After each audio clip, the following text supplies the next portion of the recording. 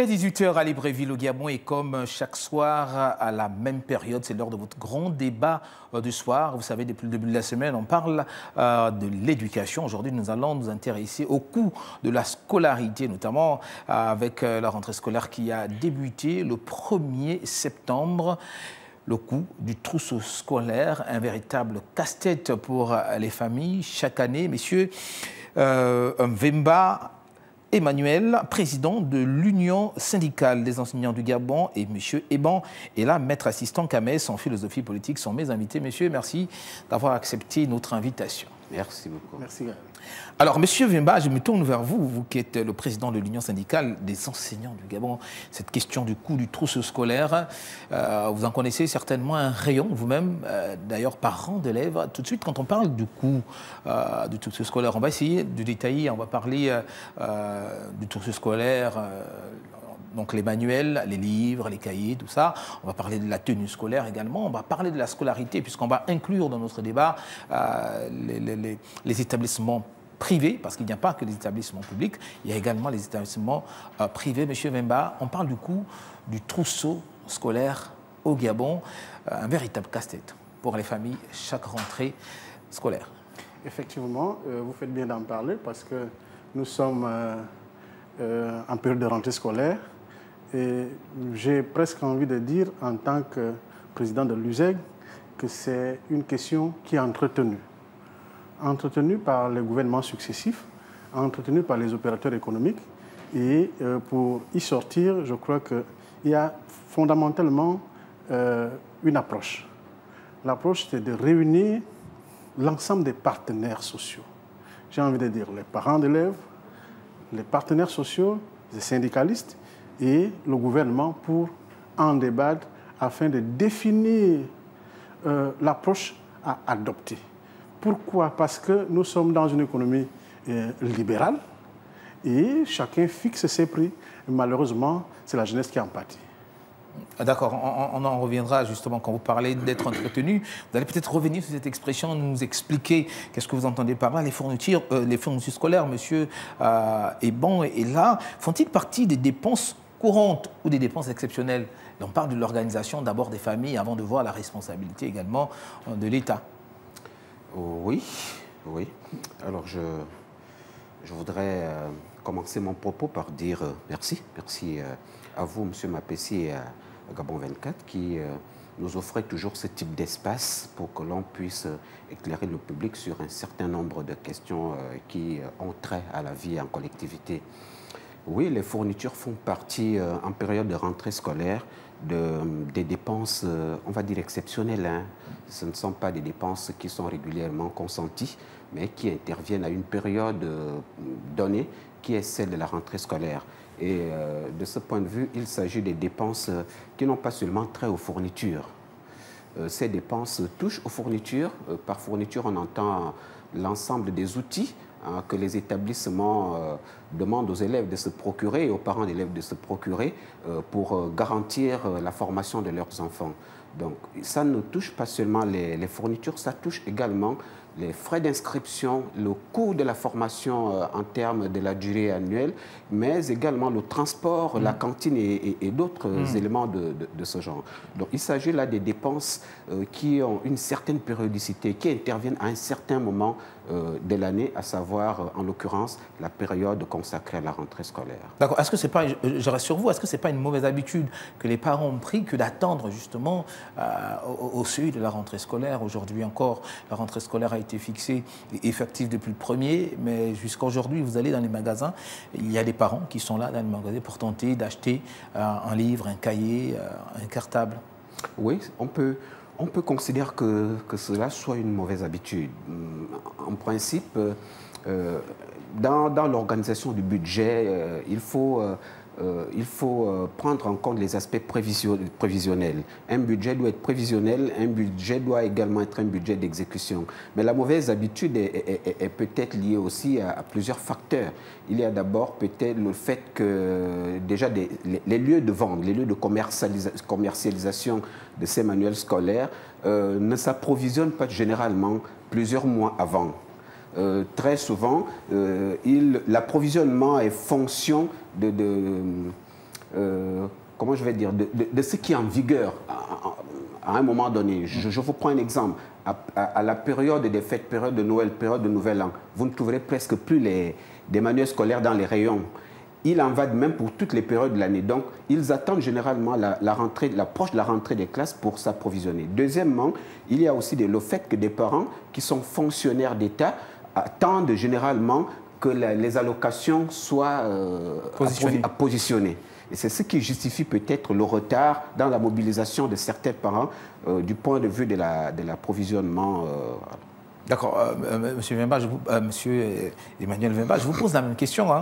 Monsieur Ebon parle du fait que ces manuels scolaires ne sont pas positionnés, ne sont pas disponibles tout au long de l'année, à une certaine période bien précise, mais il y a quand même, monsieur Ebon, quelle que soit la période de l'année, on peut quand même trouver des cahiers, on peut trouver des cartables, il y a certains éléments quand même du trousseau scolaire que l'on peut, déjà acheter en attendant que la rentrée proprement dite soit prononcée et soit ouverte pour tous. Il faut aussi dire que en fait, je fais mien son argumentaire, mais je voudrais ajouter qu'il faut aussi prendre en compte le fait que chaque établissement délivre aux parents d'élèves la liste des fournitures scolaires. Et ça varie selon les établissements, selon les niveaux, selon les cycles. Ce qui fait que le parent ne peut pas, avec exactitude, préciser que je réserve tel montant pour la rentrée scolaire. Tout dépend de la liste qui lui sera remise par l'administration du collège, du lycée ou de l'école.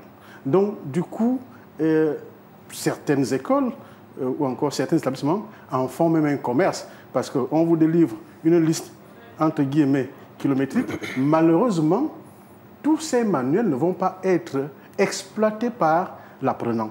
Et c'est ce qui n'est pas bien. Bon, nous pensons qu'il faut réglementer un tant soit peu ce secteur.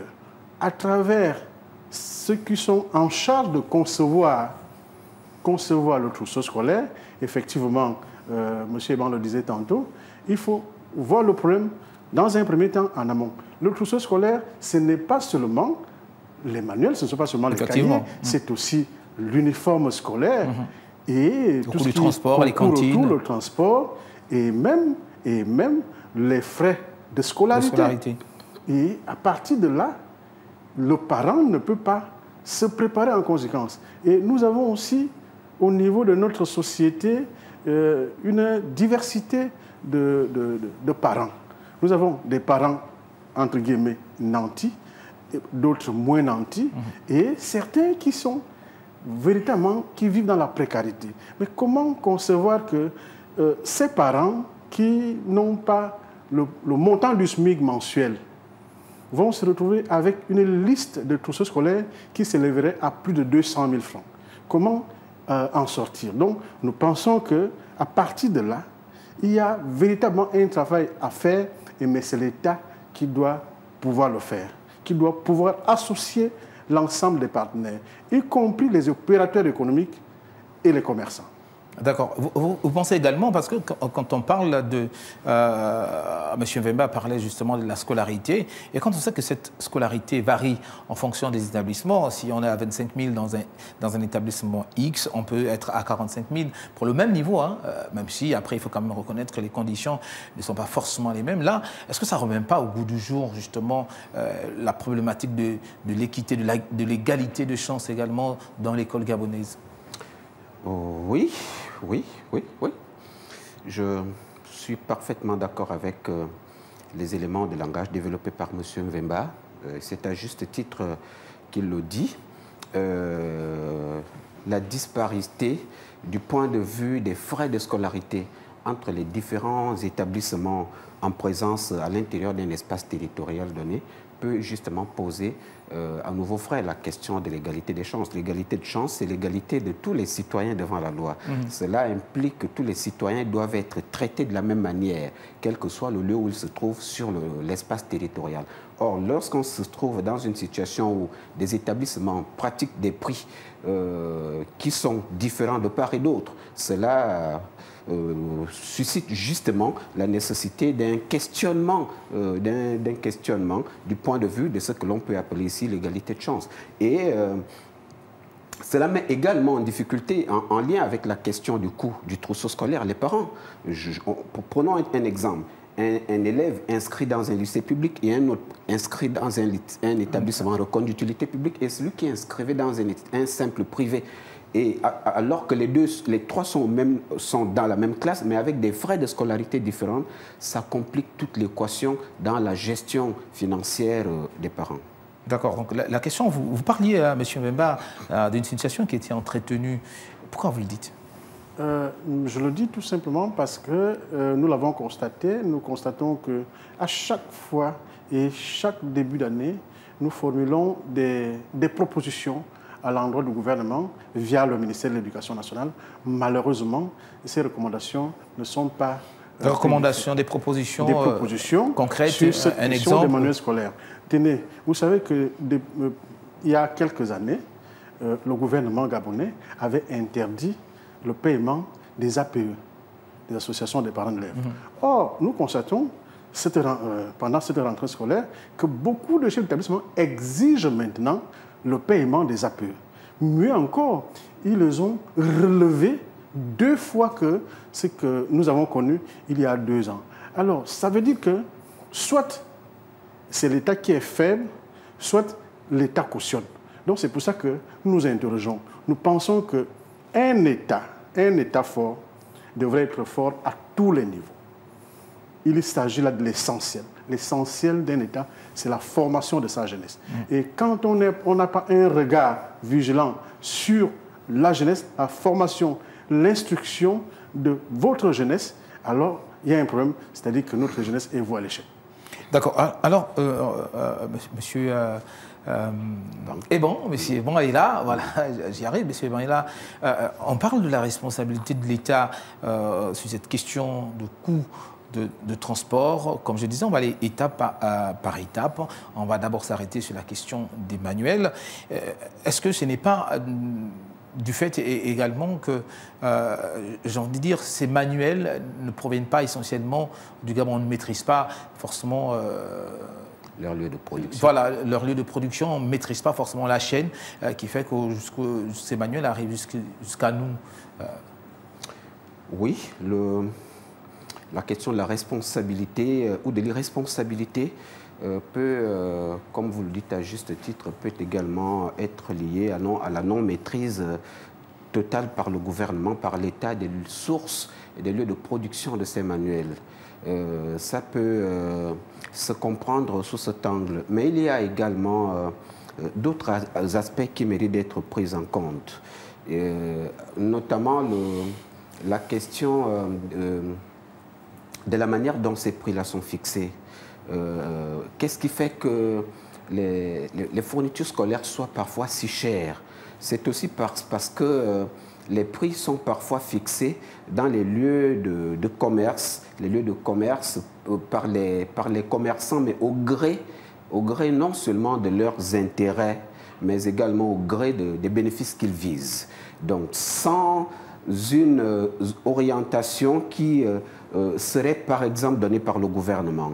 C'est pourquoi moi je suis gagné à l'idée qu'il faut davantage de la part du gouvernement envisager également d'établir une mercurielle des prix, comme cela a été fait dans le cadre de la fixation des prix en lien avec les produits de construction, les produits de première nécessité et tout le matériel de construction, donc le sable, le gravier, le ciment et autres.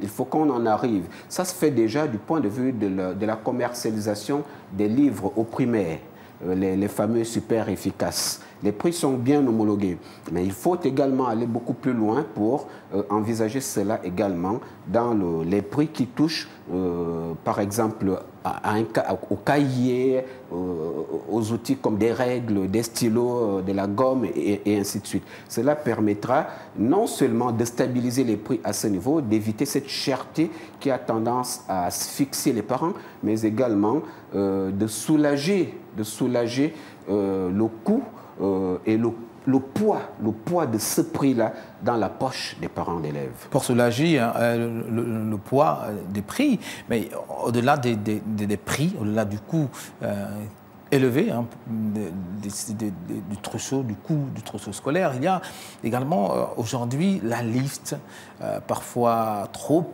allongée ou rallongée des fournitures, surtout dans le privé. Vous qui êtes enseignant, monsieur Mvemba, dites-nous.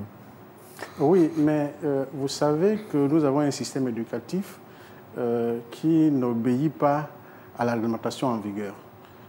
J'ai envie de dire, nous avons une réglementation officielle dictée par l'État gabonais, malheureusement non suivie par les acteurs sur le terrain. Quels sont les acteurs ou les partenaires? Les établissements et leurs chefs. Vous avez par exemple la documentation, j'ai envie de dire des manuels qui sont appliqués au niveau du secteur public, qui ne le sont pas forcément dans le confessionnel ou dans le privé, alors que c'est un même système éducatif.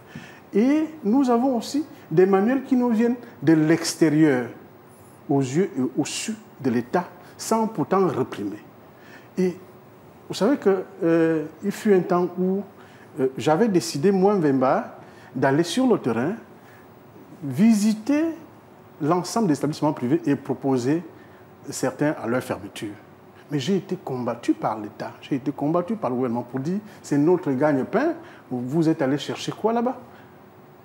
Donc, quel est le constat que vous faisiez à chaque fois que vous passez dans ces établissements? C'est que chacun crée un établissement dans sa chambre, il divise en 4 et il crée un établissement. Et l'établissement est homologué par le ministère en charge de l'Éducation nationale. Tout simplement parce qu'ils en font un commerce. Et ça crée de la disparité, ça crée j'ai envie de dire, le décalage de niveau, parce que dans ces établissements d'enseignement privés laïques surtout, vous rencontreriez des enseignants qui n'ont jamais été formés, qui sont eux-mêmes étudiants, mais qui enseignent les élèves en classe d'examen même.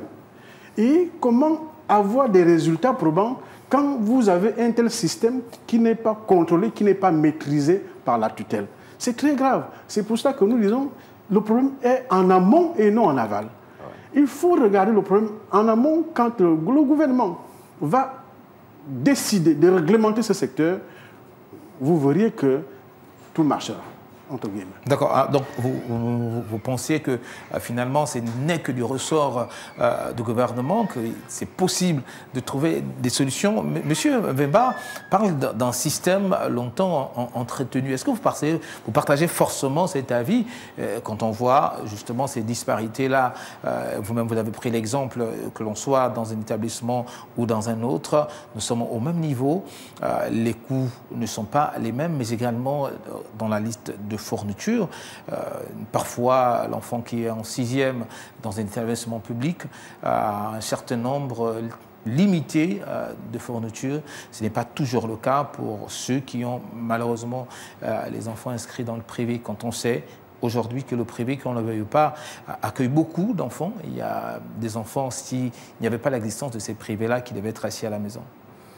Alors, oui, je partage. Je souscris parfaitement à l'idée développée par M. Mvemba. Alors, ce qui interroge beaucoup de parents aujourd'hui, c'est parfois l'adéquation entre les listes de fournitures proposées, suggérées aux parents et l'utilisation annuelle de toute cette liste-là par les enfants. Parfois, il y a des parents qui se demandent si tout ce qu'ils achètent est véritablement utilisé par leurs enfants. Alors, la question de la responsabilité, oui, il appartient au gouvernement de réorienter les choses. Mais c'est quoi le gouvernement? C'est justement cet organe politique qui a en charge des questions d'organisation de la vie politique. Mais la tâche n'incombe pas exclusivement aux parents, au gouvernement, excusez-moi. Il faut également que du point de vue des responsables d'établissements et des principaux acteurs qui interviennent dans ces établissements-là, qu'il s'opère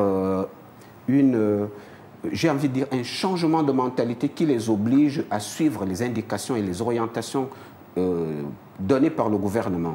Mais de l'autre côté, de la part du ministère de tutelle, comme j'ai souvent l'habitude de le dire, il faut que soient généralement mobilisées des missions d'inspection qui surveillent les pratiques qui se font dans ces établissements de manière à voir si les recommandations du gouvernement sont prises en compte et mises en application par ces établissements-là, par leurs responsables respectifs et par les acteurs en présence. Est-ce que c'est peut-être parce que, pour parler des établissements privés, M. Vemba, est-ce que c'est peut-être parce que les établissements privés, on retrouve quand même des conditions assez relativement meilleures que dans nos établissements publics?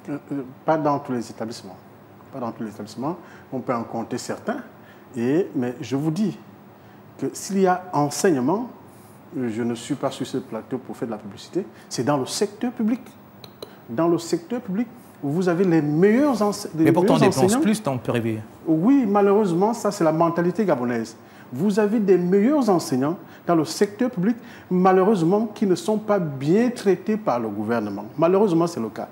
Et nous avons malheureusement des effectifs pléthoriques. Vous avez des salles de classe qui avoisinent 100, 150 élèves.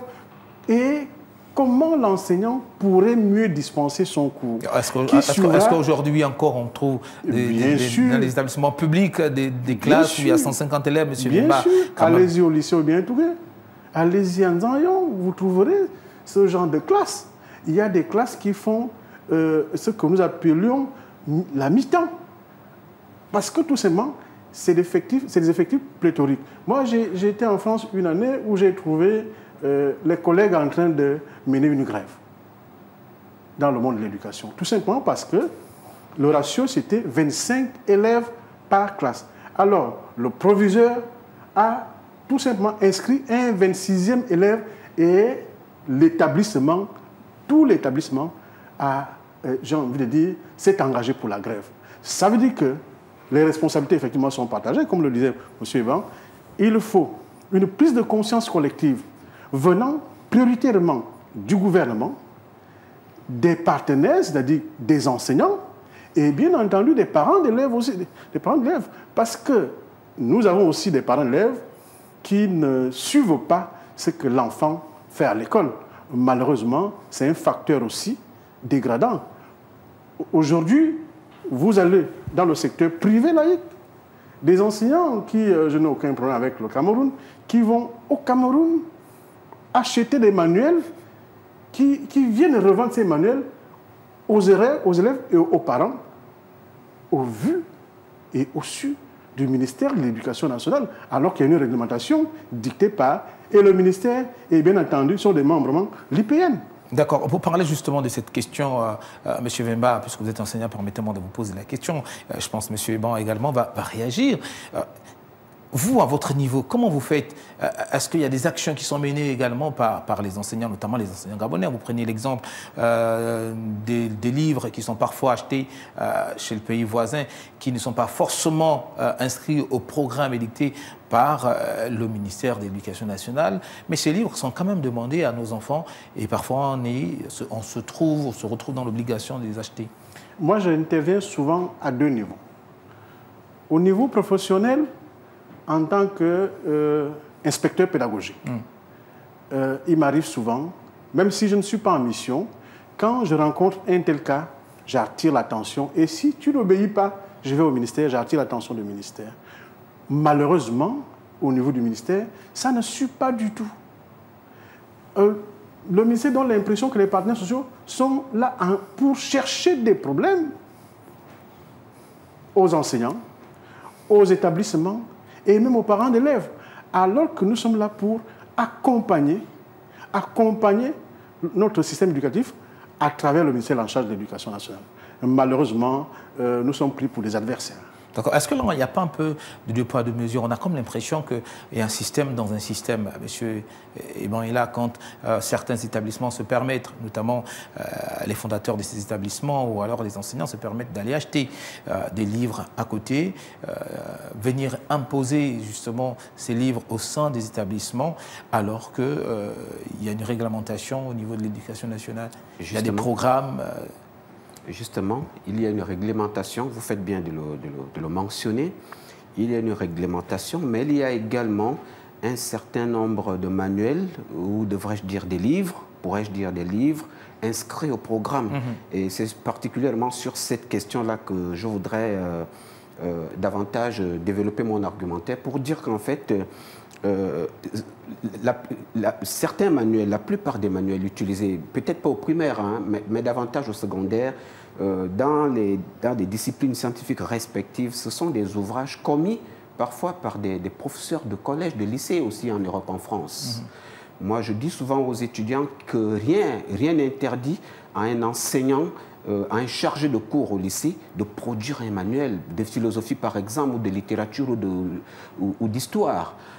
Cependant, ce qui est requis, et là c'est dans le rapport avec l'État entre le chargé de cours et la tutelle, et naturellement l'IPN, c'est une prise en compte de tout ce qui est produit sur le plan local. Or, à ce niveau, ce qui est généralement déploré, c'est que les uns et les autres ne comprennent pas parfois les critères de sélection. Par exemple, en philosophie, par exemple, il y a eu un effort ces dernières années.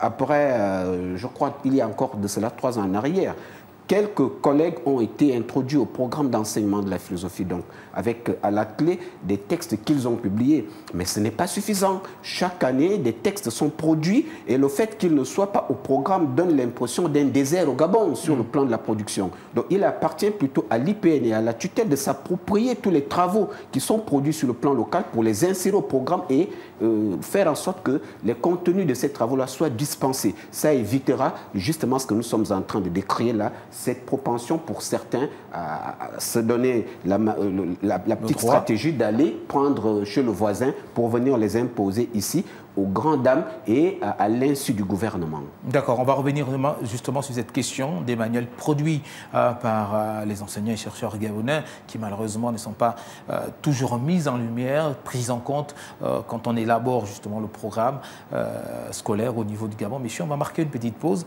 et puis on se retrouve pour la deuxième partie de notre émission.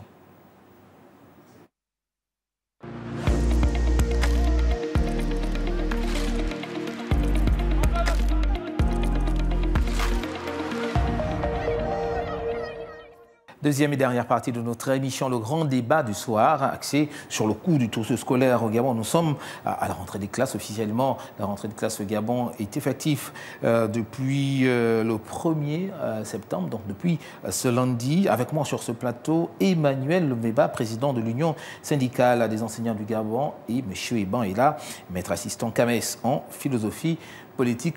Lorsqu'on bouclait cette première partie, M. Eban est là, vous avez évoqué justement cette question de la non-prise en compte des travaux malheureusement effectués par des Gabonais dans les programmes, des manuels notamment, pour parler de manuels qui sont étudiés dans nos établissements. Véritable problème, M. Emmanuel Evemba? Oui, mais tout simplement parce que nous ne savons pas valoriser notre expertise. C'est ça notre vrai problème ici. Les Gabonais sont bien formés. Les Gabonais sont bien formés. Malheureusement, nous avons l'impression que le Gabonais ne considère que ce qui vient d'ailleurs. Ce qui vient d'ailleurs. Et moi, quand j'étais étudiant en Côte d'Ivoire, on nous disait « bête comme un Gabonais ». Alors qu'aujourd'hui, nous avons des Gabonais très bien formés, j'ai envie de dire trop bien formés, et malheureusement qui ne sont pas valorisés chez eux. Vous trouverez encore dans notre système éducatif des enseignants expatriés, des enseignants d'éducation physique expatriés, alors que nous avons l'INJS ici à Libreville. Vous allez encore trouver des enseignants d'histoire géo, de français, alors que nous avons l'ENES à côté, parce que nous pensons qu'il vaut mieux aller prendre un enseignant d'éducation physique qui vient du Togo, du Bénin, je ne sais pas où, qui serait mieux formé par rapport à nous. Alors que ce n'est pas vrai du tout. Le Gabonais est bien formé, mais il manque de valorisation au niveau local. C'est ça notre vrai problème aujourd'hui. D'accord, en parlant de valorisation au niveau local, puisqu'on parle du coût du trousseau scolaire, monsieur Eban, vous qui avez évoqué justement cette question de la non-prise en compte des travaux effectués par les Gabonais, est-ce que aujourd'hui, puisqu'on parle du coût élevé du trousseau scolaire, est-ce que ce n'est peut-être pas parce que les ouvrages des Gabonais coûterait un peu plus cher que ceux venus d'ailleurs? Alors, le prix du livre est généralement fixé par la maison d'édition, très souvent. Et ça prend en compte un certain nombre d'aspects, un certain nombre de paramètres, parmi lesquels on citerait la pagination, le volume. Je publie, moi, je suis à mon 4e ouvrage qui est sorti récemment et j'ai 2 textes en chantier que je suis prêt à envoyer prochainement à la maison d'édition. Donc, le prix est fixé par la maison d'édition et un auteur ne peut généralement donner d'autre prix que celui qui est l'équivalent de celui qui a été fixé par la maison d'édition. Je vous prends un exemple. Mon avant-dernier ouvrage s'intitule « De la politique autrement au-delà du théâtralisme politique ». Il coûte l'équivalent de 15 000 francs CFA en euros. Et moi, c'est à ce prix-là que je le commercialise au Gabon. Je ne peux pas fixer un autre prix. Et généralement, si les clients veulent passer par certaines maisons pour les acheter en France ou en Europe, ça revient plus cher. Donc, le problème ne se pose pas véritablement à ce niveau. Le problème que je pose et qui est relativement clair n'est pas fondamentalement celui d'une non-prise en compte absolue.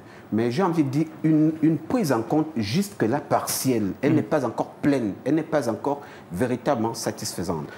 La science, c'est toujours un domaine où celui qui s'engage a l'obligation de penser par lui-même. Penser par lui-même. L'obligation également de contextualiser son questionnement et les objets de recherche dans lesquels il s'investit. Il investit ses analyses et ses réflexions. Prenons le cas du Gabon. Nous sortons d'une année de transition. Je cite la transition. C'est un objet de recherche. Il peut devenir un objet pour un historien, pour un géographe, pour un politologue, pour un sociologue, pour un philosophe, pour beaucoup d'autres spécialistes des autres domaines. Ensuite, il y a eu la réforme constitutionnelle, il y a eu les élections, là on va vers les législatives, il y a la rentrée des classes. On a eu par exemple récemment le fameux débat sur les orientations scolaires et ainsi de suite.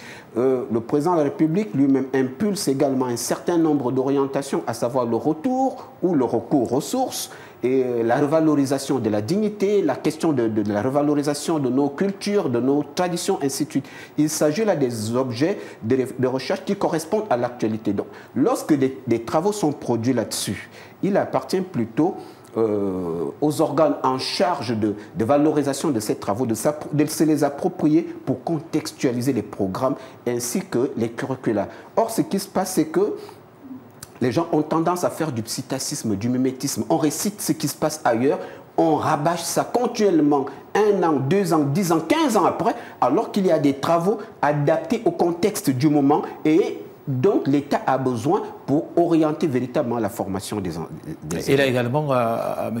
Avemba, pour ajouter à ce que M. Ebon disait, justement, est-ce qu'il est temps aujourd'hui, vous parlez de manière scolaire, et notamment des livres qui sont utilisés, est-ce qu'il est temps aujourd'hui que davantage on mette de l'avant ce qui est produit au Gabon par des Gabonais? Naturellement. Nous ne sommes pas incompétents à ce niveau. Nous avons de l'expertise. Et il faut tout simplement les valoriser, il faut tout simplement leur donner les moyens, il faut donner les moyens aux partenaires, aux enseignants qui veulent, j'ai envie de dire, se développer dans ce domaine pour que nous puissions, nous aussi, produire chez nous, localement. Parce que, j'ai envie de dire, la consommation n'est pas qu'alimentaire. Donc, aujourd'hui, il est question de voir, de revoir autrement notre système éducatif à travers nos réalités. Si nous continuons à consommer français, nous continuons à consommer canadien, alors nos enfants seront perdus, entre guillemets. Donc, il faut consommer gabonais à travers la littérature gabonaise, à travers les œuvres gabonaises, et nous sortirons de l'auberge. Parce qu'aujourd'hui, nous avons l'impression d'être esclaves culturellement chez nous. C'est malheureusement cela la réalité. Ouais. D'accord. Et vous parlez de manière scolaire, on parlait des cahiers, vous faisiez déjà allusion lors de la première partie. Aujourd'hui, et ça c'est la question d'un internaute, comment comprendre aujourd'hui que l'on achète des cahiers aussi chers alors que le Gabon est un pays qui a assez de bois, Et quand on sait que le papier on le produit avec du bois, difficilement les Gabonais arrivent à comprendre justement ce qui se passe, M. Eban. Oui, la question touche attrait à la transformation de notre bois, transformation locale, transformation qui doit être diversifiée, c'est-à-dire prendre des directions qui satisfassent aux attentes non seulement des populations, mais également des opérateurs économiques et des commerçants. Si sur le plan local, il n'est pas encore requis pour le Gabon de transformer de manière à ce que le produit de la transformation aboutisse à terme à la fabrication des cahiers, c'est normal et naturel que l'État continue de dépenser de l'argent pour faire venir les cahiers de l'extérieur. Alors ce qui est donc requis en termes de perspectives et de solutions pour remédier à la situation, c'est d'envisager une transformation qui aboutisse à une production locale de ces manuels, et cela permettrait de soulager non seulement l'État, mais également les familles à une période comme celle-là. Parce que je le disais déjà d'entrée de jeu, le coût, parce que c'est cela aussi le thème de l'émission, hein, le coût du trousseau scolaire, ce coût-là n'est pas seulement le prix des manuels scolaires, le prix des outils qui sont utilisés par les élèves dans le cadre de leur formation et de leur scolarité. Ce coût-là, c'est également le poids du prix de ces outils-là dans le budget des parents.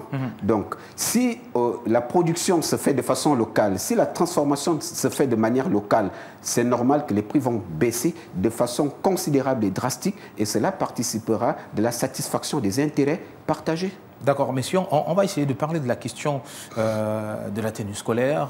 On se souvient, après le coup de la libération du 30 août 2023, le président de la République, alors président de la transition à l'époque, avait décidé de fixer le coût de la tenue scolaire à 13 000 francs. Et même là, certains parents trouvent toujours que c'est un peu trop, c'est excessif. C'est excessif parce que tout dépend du panier de la ménagère. Et j'ai envie de dire, l'une des propositions, c'est exonérer le coût des manuels scolaires. Comme on le fait avec le carburant à la pompe, comme on le fait dans d'autres secteurs, parce que c'est un secteur primordial. Il s'agit de l'éducation et la formation de notre jeunesse. Le gouvernement devrait prendre une décision importante, exonérer ce secteur. Vous savez, il fut une année où le gouvernement avait décidé d'exonérer la question d'assurance scolaire. Ça a marché pourtant, mais pourquoi ne pas soulager les parents d'élèves? Alors, si nous ramenons le prix de l'uniforme à 13 000, mais on n'a pas avancé du tout. On n'a pas avancé. Vous savez, au Sénégal, le gouvernement a imposé le port d'une uniforme commune à tous les élèves. De toute façon, c'est dans l'Afrique de l'Ouest même entièrement. Voilà. Ce kaki. Alors qu'ici, cela fait l'objet des frustrations au niveau de certains parents et des élèves. Parce que nous avons parfois des familles pauvres, pas un peu, pauvres, qui ne sont même pas capables d'acheter une uniforme à leurs enfants. Mieux encore, payer un bout de pain qui coûte 50 francs pour aller à l'école. Alors, on va maintenir la tenue, comme on appelle généralement, à 13 000. Je dis c'est exagéré. Le chef de l'État devrait revoir avec son gouvernement ce coût, peut-être à 5 000 francs CFA. D'accord. Est-ce que finalement, pour tenter de soulager un peu les familles, il faut mettre en place des dispositions spéciales, surtout à l'orée de chaque entrée scolaire, monsieur Eban? Parce que pour qu'on en arrive à la transformation du bois jusqu'à obtenir un produit fini, donc notamment les cahiers, c'est pas forcément pour tout de suite. Alors là, cette question du coût du trousseau scolaire, et là, il persiste. Faut-il, à chaque début d'année, que le gouvernement prenne des dispositions bien spécifiques pour essayer de soulager? Faut-il qu'on en arrive là en attendant qu'on arrondisse d'autres angles? Oui. En termes de dispositions, ce qui se fait déjà de manière officielle, je le disais déjà quand je commençais mon propos, c'est l'existence de l'allocation de rentrée scolaire dont l'argent est généralement positionné dans les comptes des agents publics. Mais au-delà de cela, il y a... Il n'y a pas que des argents publics, il y a d'autres Gabonais. Voilà, c'est justement ce que j'allais dire. On parlait tout à l'heure là des populations qui continuent de trouver que le coût de l'uniforme scolaire élevé à 13 000 francs est cher. C'est justement parce qu'il y a plusieurs catégories à l'intérieur d'une population. Il y a ce qu'on appelle les citoyens économiquement faibles. Moi, je me rappelle, en termes de dispositions, c'est pour en venir aux dispositions, hein, parce que c'est un peu le centre de votre question. Il fut un temps, j'étais encore relativement jeune, je voyais, je ne sais pas, je crois, des agents du Trésor public ou du ministère de l'Éducation nationale ou des Finances ou des bourses et stages qui venaient avec des sacs d'argent dans les familles, dans les villages, à la rentrée des classes, en discutant avec les parents pour avoir non seulement le nombre des élèves, des enfants qui sont scolarisés, mais également les besoins en termes de fourniture. Et on donnait de l'argent à chaque parent pour qu'il puisse régler la question des fournitures. Donc, en termes de dispositions, ça peut être également à court terme une disposition possible pour essayer de remédier à cette situation. Et pour revenir sur la question des tenues scolaires, on en parlait déjà sur ce plateau hier. Est-ce que ce n'est pas un danger? Parce que derrière, quand même, il y a un business, il y a tout un business qui s'est mis en place. Aujourd'hui, avec cette proposition de mettre les tenues scolaires à 5 000 francs, Monsieur Avemba, on ne court pas le risque de gâcher le business des uns et des autres? Vous savez quels sont les gagnants de ce business? Les expatriés. Ouais. Faites le tour de nos établissements, vous verriez quels sont les opérateurs économiques qui exercent dans ce secteur de vente de tenues scolaires. Ils sont à 70% expatriés. Ça veut dire que nous sommes en train d'enrichir nos voisins alors que nous pouvons nous-mêmes prendre des dispositions à l'interne. C'est pour ça que nous disons que la proposition de 5 000, c'est parce que le gouvernement doit pouvoir exonérer et laisser un pourcentage aux parents. 5 000 francs, je crois que c'est à la bourse de tout le monde. Et nous pouvons le faire s'il y a une volonté politique. Parce que tout est question de volonté politique. Le chef de l'État, qui vient après sa transition, j'ai envie de dire, d'être élu à près de 95%, devrait prendre des mesures qui puissent satisfaire les 95% des populations qui l'ont voté. Et aujourd'hui, il est avéré que nous avons, la jeunesse s'élève à un peu plus de 60% aujourd'hui. Alors cette jeunesse ne devrait pas être maltraitée comme c'est le cas aujourd'hui. Nous avons... Maltraitée? Maltraitée, oui. Parce que vous avez les questions de trousseau scolaire, vous avez les questions de bourse scolaire. Vous savez, pendant la transition, le gouvernement de transition a demandé la relance de paiement des bourses. Et quelle est la cadence aujourd'hui? La cadence de paiement. Alors, mais ça veut dire que c'est toujours un problème, alors même que le non-paiement des bourses crée, entre guillemets, la délinquance scolaire. Parce que nous avons des enfants qui n'ont pas de parents à Libreville ou dans les capitales provinciales, mais qui ne comptent que sur ces bourses. Et malheureusement, nous avons ramené la bourse à la moyenne de 12. Vous voyez que ça tue l'effort. Même si l'excellence, monsieur Avemba. Même si l'excellence est visée, mais je vous dis que nous avons tous été élèves. Vous allez chercher à avoir une moyenne de 12, à obtenir une moyenne de 12, mais ce n'est pas toujours facile. Essayons un peu d'encourager notre jeunesse. Il faut revoir ce taux. Il faut revoir ce taux pour créer l'émulation.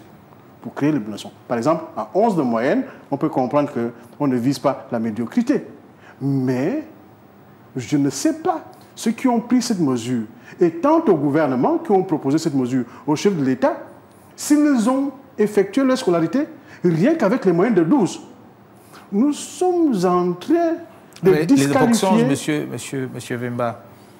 Il faut ramener le paiement des bourses aux scolaires. Il faut que ça soit une priorité gouvernementale. D'accord. Ramener à l'ensemble des élèves ayant obtenu une moyenne supérieure ou égale à 11 sur 20. D'accord. Au lieu de se cantonner sur la moyenne de 12. Un. De deux, il faut rendre le milieu scolaire sécurisé. Sécurisé parce qu'aujourd'hui, nous constatons aussi que les tout petits enfants qui intègrent le milieu secondaire sont agressés parfois et perdent leur trousseau scolaire à travers le manque d'encadrement sécuritaire. Donc, ça, c'est des problèmes très importants dans nos lycées et collèges, dans nos écoles. Donc, il faut réglementer tout ça afin que nous ayons un système éducatif véritablement qui puisse compétir avec les autres de la sous-région. D'accord, puisqu'on parle toujours du coût du trousseau scolaire, on a dit, quand on parle du coût du trousseau scolaire, il y a aussi également la question du transport. Monsieur Eban, l'année scolaire a été lancée, le coup d'envoi a été lancé. Il n'y a pas forcément des mesures exceptionnelles qui ont été prises justement pour essayer de soulager les enfants dans ce sens-là. Là également, est-ce qu'il va falloir que le gouvernement se penche sur la question pour essayer de soulager les familles, notamment les plus démunies? Oui, oui, c'est une solution que vous préconisez de façon implicite. La nécessité de soulager justement les Gabonais économiquement faibles, ces citoyens qui se plaignent toujours des coûts élevés du point de vue de ce qui a trait aux tenues scolaires et au coût de la scolarité, au coût de formation. Cette solution peut être d'essayer de relancer le transport scolaire sous un angle qui est exceptionnellement gratuit. On l'a connu par le passé, les élèves étaient régulièrement transportés tous les jours en partant de leur lieu d'habitation jusqu'aux établissements qu'ils fréquentaient, à l'aller comme au retour.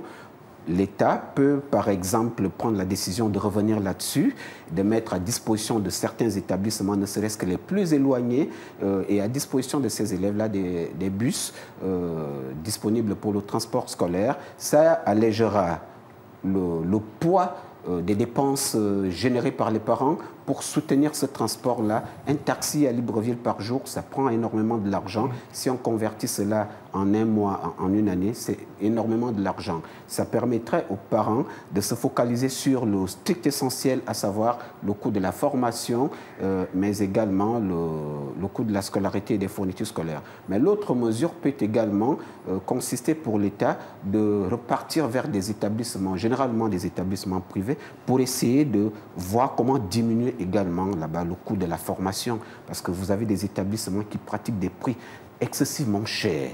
Excessivement cher. On sait que l'école coûte cher, mais il y a des prix qui sont vraiment, qui dépassent le niveau de possibilité de certains parents. Donc la solution peut également consister de repartir vers ces opérateurs économiques, vers ces chefs d'établissement, pour demander à revoir, ne serait-ce qu'à la baisse, un tout petit peu, les montants du point de vue de la formation et de la scolarité. Monsieur Vimba, par rapport à ces coûts, justement, on va peut-être aussi parler des cantines dans les établissements. Est-ce qu'il va falloir, et là encore, une fois de plus, quand on arrive dans certains établissements privés, il y a des personnes à l'intérieur des établissements qui vendent, mais pas forcément à des coûts accessibles à tous, ce qui crée forcément une disparité également à ce niveau. Est-ce qu'il va falloir que l'État pense peut-être à mettre des cantines au sein des établissements publics avec des coûts très abordables et accessibles à toutes les bourses? Effectivement, ça va éviter d'autres phénomènes. Vous savez qu'aux abords des établissements, il y a ce qu'on appelle généralement des femmes vendeuses. C'est l'appellation dans nos établissements. Des femmes vendeuses. Généralement, ces femmes vendeuses ne sont pas, pour la plupart, des Gabonaises. Et malheureusement, ce que nous constatons, pour le déplorer, c'est que nous avons constaté, par exemple, en Zan, il y a 2 ans, une femme qui vendait les gâteaux et qui, dans ces gâteaux, les enfants ont retrouvé un sous-vêtement, y compris à Ouloumi, au lycée d'Ouloumi. C'était la même chose. Donc, aujourd'hui, il faut plutôt développer cette politique de cantine scolaire. C'est vrai que ça a un coût, mais je crois qu'il faut à chaque chose mener une étude. On peut mener une étude et arriver à voir comment il faut développer la politique de cantine scolaire, y compris même les internats, relancer les internats. Oui. Et moi, je voudrais vous dire, parce que je voulais en parler, ceux qui ont pris la décision de supprimer le transport scolaire, vraiment, ça a été une décision très impopulaire. Très impopulaire. Il fut même un temps où nous étions transportés par feu président Omar Bongo jusqu'à dans nos villages, à travers El Gabon. Oui. Cadeau. Dès que vous étiez élève au secondaire, vous étiez transporté du domicile familial jusqu'à Libreville. Nous ne sommes pas nombreux, nous sommes à peine 2 millions d'habitants. Pourquoi ne pas ramener la même politique et nous allons voir si ça peut réussir ou pas. Nous ne sommes qu'à 2 millions d'habitants. Je vous prends un exemple. Un quartier d'Abidjan, Yopougon, il a 4 millions d'habitants. 2 fois le Gabon. Mais comment les autres s'en sortent par rapport à nous qui ne sommes que 2 millions d'habitants? C'est une question de volonté politique. Je vous dis, le président vient d'être élu. S'il met de la volonté politique, il va réussir dans son magistère. Voilà, messieurs, nous sommes arrivés à la fin de cette émission. Je vais donner l'occasion à chacun de vous de conclure en 30 secondes. Que faut-il qu'on retienne cours du trousseau scolaire au niveau du Gabon, monsieur Iban? Oui, du point de vue du coup du trousseau, je voudrais dire, pour me répéter, qu'un trousseau scolaire ne concerne pas seulement l'ensemble, la liste des fournitures suggérées généralement aux parents par les établissements. Ça touche également le poids de cette liste-là dans le budget prévisionnel et le budget d'exécution des parents. Alors, comment solutionner tout cela? Ma proposition, c'est que une mercurielle des prix telle que celle qui a été établie dans le cadre du commerce, du matériel de construction, soit établie également du point de vue du rapport entre le ministère de tutelle et les lieux de vente de ce matériel de fourniture, gage pour stabiliser les dépenses chez des parents d'élèves. Merci, monsieur Iban. Monsieur Vemba. Oui, je le disais tantôt, je crois qu'il faut tout simplement de la volonté politique.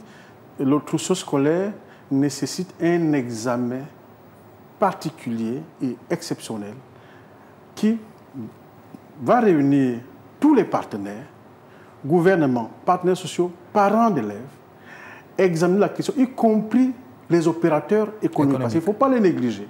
Se retrouver autour d'une même table pour arriver à ce que M. Iban vient de proposer, la mercuriale. Parce que si on ne fait pas ça, on dira, et vous donnez la possibilité aux opérateurs économiques de dire le Gabon développe une économie libérale. Et dès que nous sommes focalisés dans ça, c'est terminé, chacun fait ce qu'il veut. Exactement. Il faut arrêter avec cette procédure. Merci à vous, messieurs. Ça va être votre mot de fin. Merci d'avoir accepté l'invitation de Gabon 24. Merci. C'est moi qui vous remercie. Voilà, le grand débat du soir, c'est fini. Pour aujourd'hui, on se donne rendez-vous à demain à la même heure, lorsqu'il sera à 20h à Libreville, le Gabon. Retrouvez Naomi Chignéré pour la grande édition du soir.